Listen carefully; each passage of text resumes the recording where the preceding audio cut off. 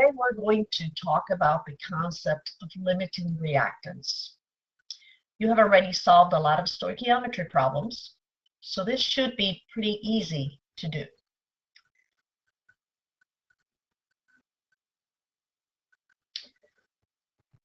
What is a limiting reactant? Well, a limiting reactant is in a chemical reaction is that reactant that gets used up first. This causes the reaction to stop. So therefore, it limits the amount of product. In other words, it is the reactant that first runs out. So I'm going to write here, runs out.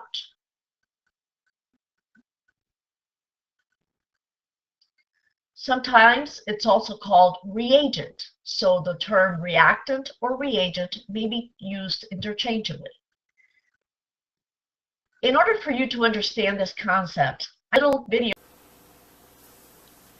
Well, hello. You might be asking why I'm wearing this ridiculous hat. Well, it says, if you pay attention, it says, "Hail to the chef." This is what I wear around the house all the time when I'm cooking. Do you believe that? Anyway, we're going to talk about stoichiometry, and we've been learning about how to solve stoichiometric problems. But today we're going to learn about a special type of problem, limiting reactants. And an analogy that I'm going to use involves one of my favorite things, food. And I'm going to tell you how to make my favorite snacks, my very own Raz snacks. I have 2, 4, 6, 8, 10 crackers. I have 2, 4, 6, 8, 10 pieces of salami and 4 pieces of cheese. I'm going to start making my Raz snacks. I start out with 1 cracker, 1 piece of salami, 1 piece of cheese, a 2nd piece of salami, and a cracker. There you have it, a Raz snack. All right, I'm going to move forward and make the rest of them. Salami, cheese, salami, cracker. Next, cracker, salami, cheese, salami, cracker. Cracker, salami, cheese, salami, cracker. Oops, I can't make any more Raz snacks because I ran out of cheese.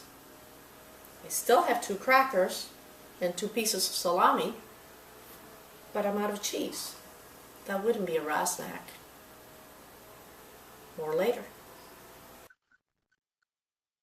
Now that you have seen the video clip, you can understand that I'm looking here at a reaction, the reaction that took place in my kitchen. I used 10 crackers, had 4 pieces of cheese, and 10 slices of salami. Yet, my product was 4 Raz snacks. What limited me from making more Raz snacks, even though I had crackers and extra slices of salami, was the cheese. It ran out first.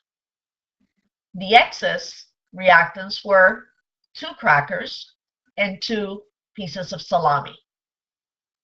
This clearly illustrates the same concept that we see in chemical reactions. I was not allowed to make more Raz snacks because I was limited by the amount of cheese. The cheese ran out first. I had excess salami and crackers. Now that you understand the theory behind limiting reactants by using a simple example of food, we're going to practice writing or solving these problems, solving limiting reactant problems. First, you write the balanced equation. Use stoichiometry to convert each of the given amounts of reactants to any unit. So basically, you're going to be solving two stoichiometry problems. The lowest of the two answers will point to the limiting reactant. Pause if you need to in order to write these steps. Now let's go ahead and write and solve this problem. I'm going to rewrite the chemical equation below. It says in a certain experiment, 5 grams of iron 3 oxide is reacted with 5 grams of carbon monoxide gas, according to the following reaction. The reaction is The reaction is Fe2O3 plus 3CO, carbon monoxide, yields 2Fe plus 3CO2.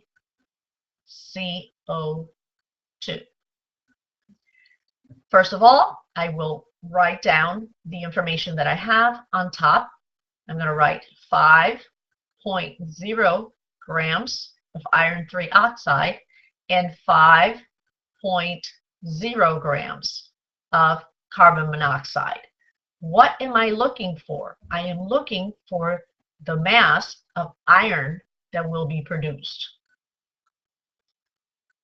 So your clue that this is a limiting reactant problem is that 2 masses were given. If only 1 mass is given, there's no limiting reactant there. But if 2 masses are given, 2 problems have to be solved. 2 stoichiometric problems have to be solved. So in this case, I am going to start out with question mark. I am looking for grams of Fe.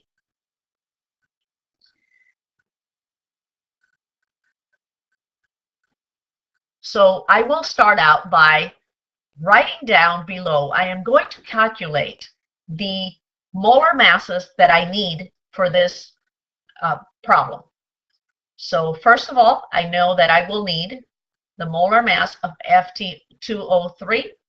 Pause to calculate it, give you some practice.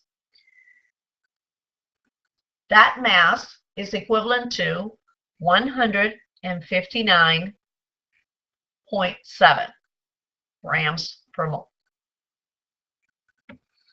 The second mass that I will need is carbon monoxide. And the mass of carbon monoxide, pause, 28.01 grams per mole. And the final mass that I will need is the mass of Fe.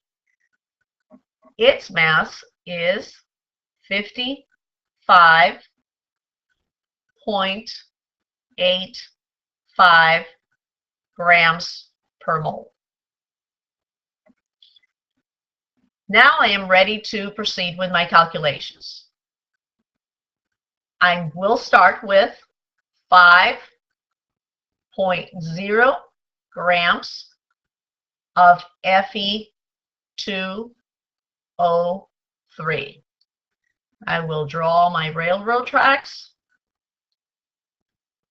and I know that 1 mole of Fe2O3 is equal to 159.7 grams of Fe2, no naked numbers, O3. Grams cancels grams. Now I'm at moles. I am going to say moles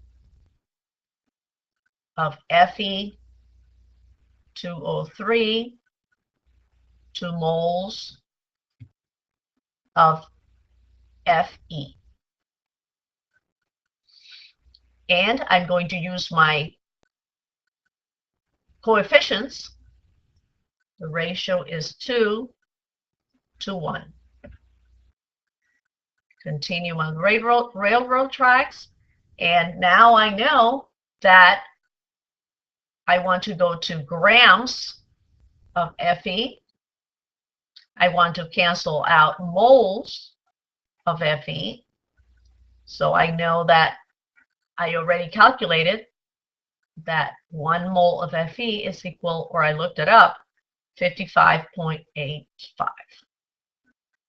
My answer is, pause, calculate, 3.5 grams of Fe.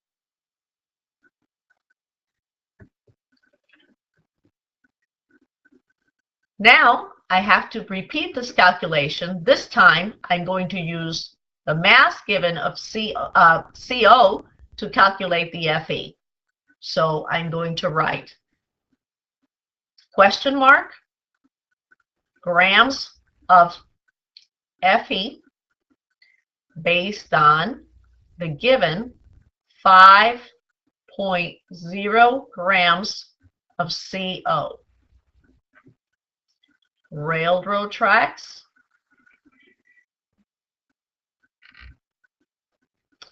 and I know that 1 mole, I calculated this already, 1 mole of CO is equal to 28.01 grams of CO. My grams of CO cancel out. I forgot to do all my cancellations up here.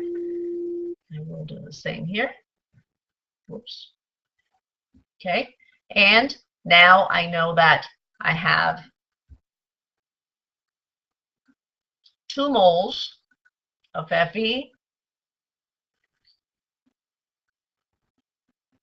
mole, don't forget the units, of Fe, 3 moles of CO. Moles of CO cancel, moles of CO cancel. I'm in moles of Fe. If you can read this, guys, you are amazing. Because I'm still having a lot of trouble looking at the screen and writing, but I promise to practice more. Finally, I'm going to say 1 mole of Fe, 55.85 grams of Fe. Moles of Fe cancel, moles of Fe cancel. I will be left with, go ahead, plug it in,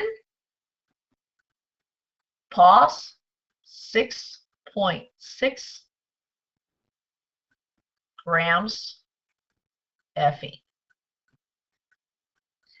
Notice that 3.5 is a lower number than 6.6. So I would produce this amount. This is my limiting reactant. Fe2O3 is my limiting reactant because it limited me from making any more Fe. We will do more problems. See you tomorrow in class. I would like you to right now do the self-check problems for the section.